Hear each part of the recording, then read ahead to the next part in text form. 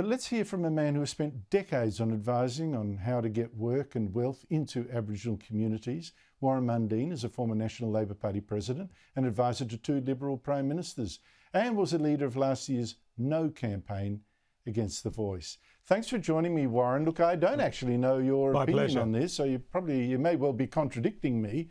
$4 billion over 10 years to build up to 270 houses a year for Aborigines in the outback, many in remote areas. Is that a good plan that's going to get Aborigines good, well-paying jobs? No, no, it's not. It's another one of these idiotic ideas that have always come out of the last 50 years in this area. You know, the referendum was, and the Australian people spoke very clearly about it, was we want to stop all this nonsense that goes on. We want accountability and dollars better spent, and that we're going to create, you know, situations where our communities are safe, where people can get a job, and where people can own their own home. Why is the federal government spending $4 billion on houses that will be, you know, they'll be useless in a few years' time, and then they'll be spending another $4 billion? This is the history of Indigenous affairs in this country. Instead of learning the lessons of, okay, how do you get economic development? How do you get kids to school? How do you make communities safe? How do you make organisations that are accountable for the dollars that are spent, so we get the right outcomes, focused on outcomes, rather than this nonsense? You know, this is just the same old stuff we've been doing for 50 years.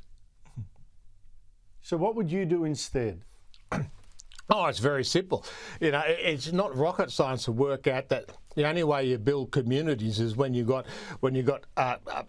communities, beliefs in that community, you got jobs in that community, you got businesses in that community, and you got projects that people can live off. You know, they've got a number of big projects in the Northern Territory which has been held up at the moment. You know, the Northern Territory, when you look at it through the energy and the mining industry, could be just as good as Western Australia.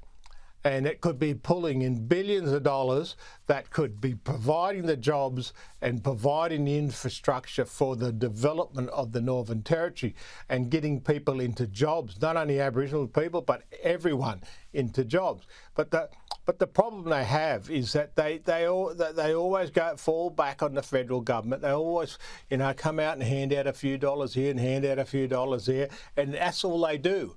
You know, this is just a nonsense. You know, Madeleine King said earlier this year, we want to get Aboriginals to own their own home. How is this owning your own home when it's just $4 billion worth of government money that's going to be out there, and you can't own your own home if you don't have a job and you're not fully employed? Look, I don't get it either, Warren. It's just such a shame. It's fool's gold, and thinking that the future is in the remote parts of Australia, when families like your forebears, your Aboriginal forebears, and that of many successful Aborigines, it lies in the cities. I want to show you something. Yeah, just before you go and show me that, I just want to say, what that Prime Minister just said was just nonsense. You've got to get kids into school today. You've got to build safe communities today, not waiting until you build, you know, $4 billion worth of houses.